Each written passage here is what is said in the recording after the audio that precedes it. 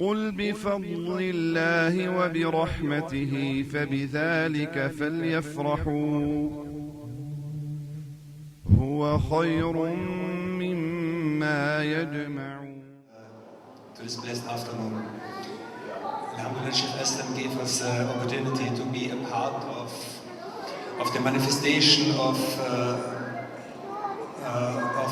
وَرَفَعْنَا لَكَ ذِكْرَكَ.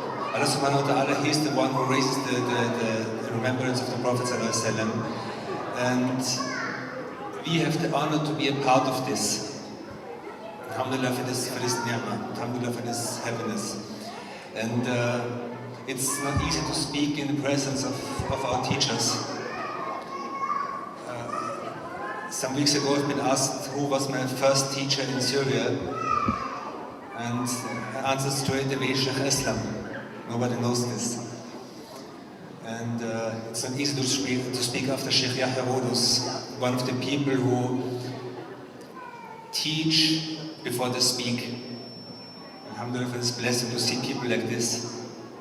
All the other teachers and shuyukh who are here.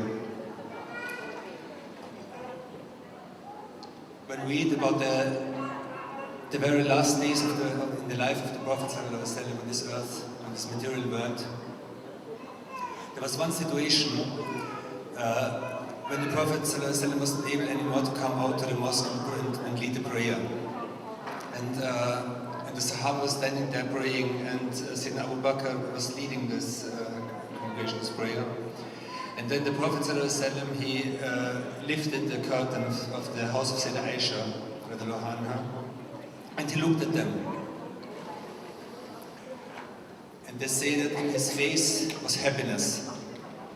Some of them said that his face in this moment was like this, like the page of the Mus'haf, the page of the Quran. We don't know exactly what were the reason for this happiness, but we can think about it. I think one of the aspects may be that he saw in this end of his life on this earth, he saw the product of his work. He didn't produce computers, he didn't produce mobile phones, he didn't produce like industrial stuff. What he produced was human beings. What he produced was hearts which were really on the highest level of what human hearts and human souls can reach.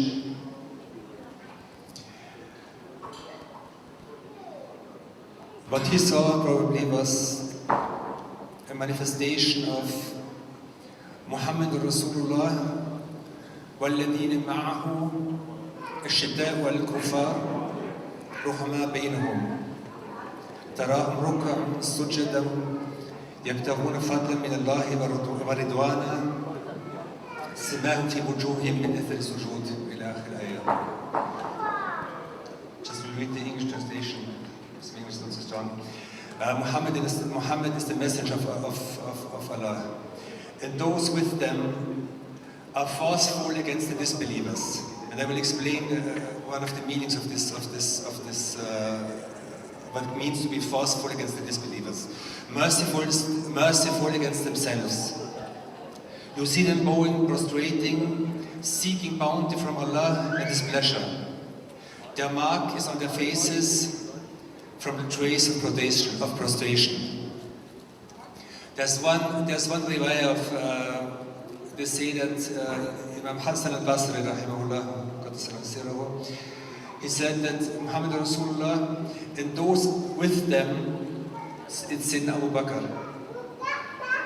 Ashida'u al-Kufar, forceful against the disbelievers, Sayyidina Umar.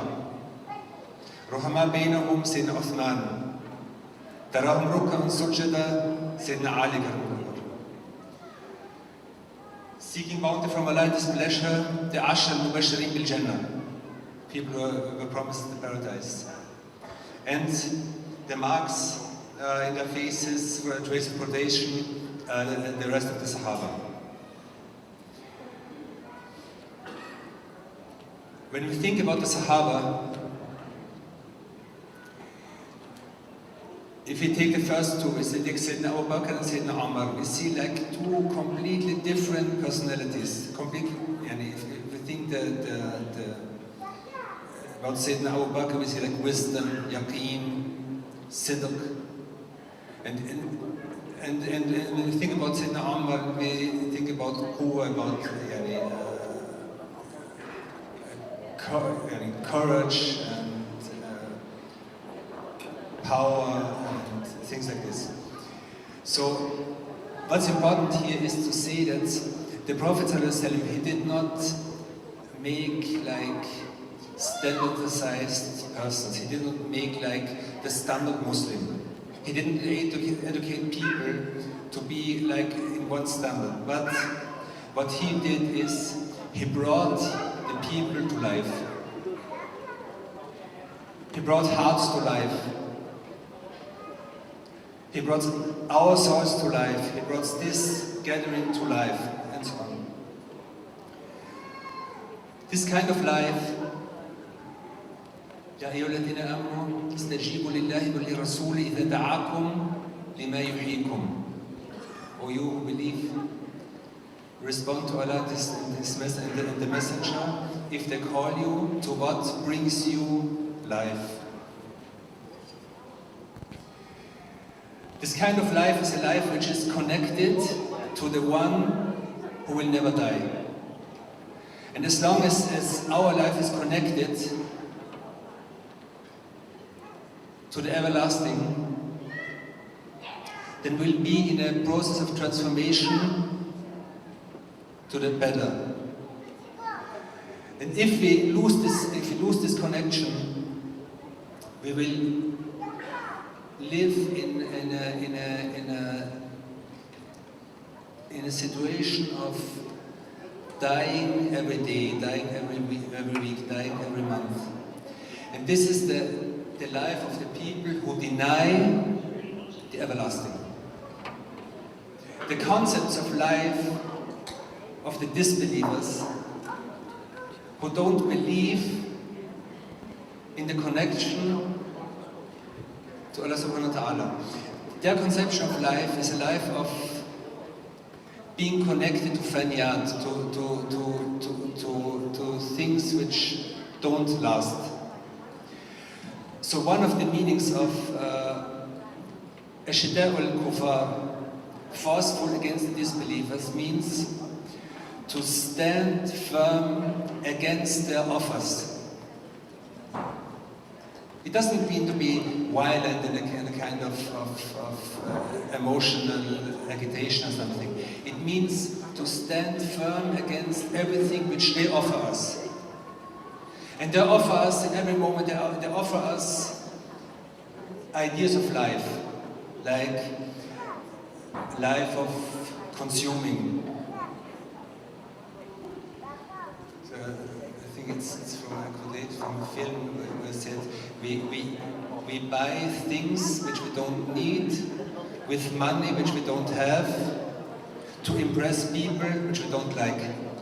This is the summary of consumer society. The problem is that this kind of life will never satisfy us.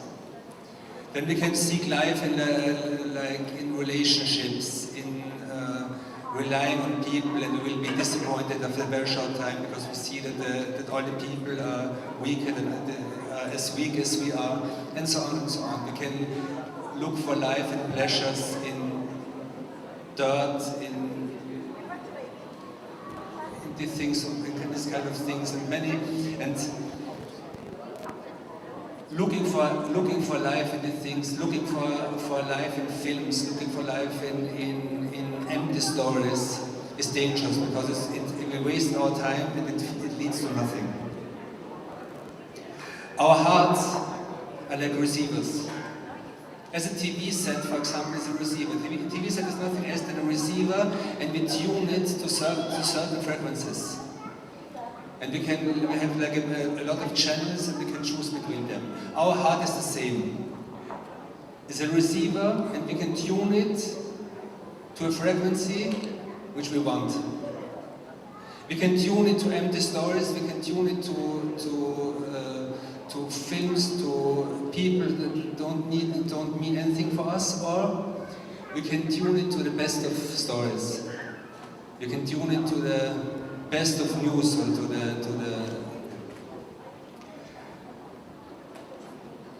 and we are as long as we are not clear in refuting, in keeping away from all these offers of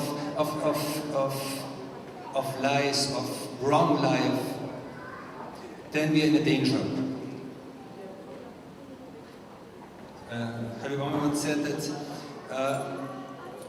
do you really want to use the finger which we use for the shahud, for testifying the oneness of Allah subhanahu wa ta'ala? Do you want to use this finger for clicking on pictures which will bring you darkness Yawm al-Qiyamah, on the last day? And here, this is our standing firm, this is our duty to be ashidda wal kufar.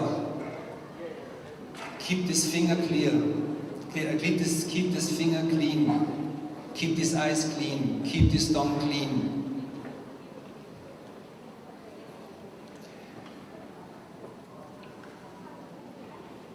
And the Prophet ﷺ, the main topic of the speech which Aslam gave me was like the Prophet of all nations, and how the responsibilities of calling to his deen. The Prophet ﷺ, to say that he's the Prophet for Arabs and non-Arabs, for Pakistani people and for German people and so on, we know it. But we have to be conscious about one thing, that he is the Prophet of the awliya as well as he's the Prophet for the sinners. And we have to be really conscious about this. No matter how deep we went in this bad offers, we have to be conscious that it's only this relation, to accept him as a prophet, to love him, to respect him. This is the only thing which really can bring us out from the situation.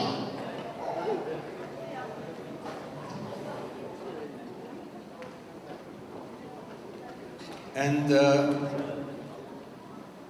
another thing is that if we really want to follow him, we cannot do it from books.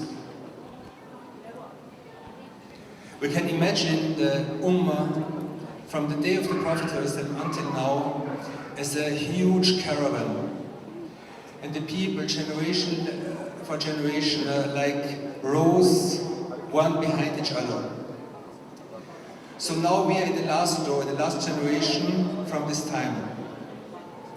And there's one guide, sallallahu alaihi wasallam, in the front of this caravan. The only way for us to really follow him is to look to the next row. To look at the ulama, at the salihin, at the people who really represent the Prophet ﷺ in this world in the next generation. To look at our teachers, who looked at their teachers, who looked at their teachers, who looked at their teachers, who looked at the Sahaba, who looked at the Prophet ﷺ, who looked at his Lord. And this is one of the main responsibilities which we have. And be grateful for this kind of assemblies, be grateful for having the chance to attend things like this, be grateful to have the chance to see faces like this. Because even in many Islamic countries now, and in the homelands of the Islamic Ummah, many people are really longing for assemblies like this, but don't find it. And this is one of the signs of rahmah, of mercy of Allah subhanahu wa ta'ala, that He brought us this kind of things here, in this world. He brought us He made it so easy for us. So we have to use we have to use these possibilities. try not to miss any chance to see one of the ulama, one of the awliya, one of the salihin. Travel for them. And if they come to your country, go to them. And don't allow yourself to keep away. This is one thing. The second thing is, if we are in this caravan and we try to follow the people in front of us, after the people in front of us and so on, then we might look at the right and the left side. And we might see people who are not in this caravan. They don't know where we are going. They don't know this blessed guide which we have, sallallahu alaihi wasallam. But they are looking and they are seeking. And we have the responsibility, if they ask us, to answer them. And this is the meaning of da'wah. If they ask us, to answer them. And Sayyidina Imam al-Haddad said that the people don't ask only with their tongues, but they ask with their hal. They ask with their inner situation. They ask in their ways of life. So many people around us, non-Muslims. And if you see their lives, if you see how unhappy they are, if you see to which things they are addicted, then you must feel that they are asking, and we know the answer. So where are we?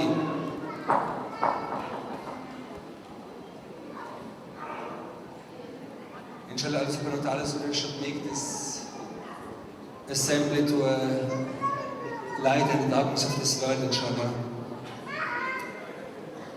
Make the Prophet sallallahu alaihi wasallam be happy with this assembly, inshallah.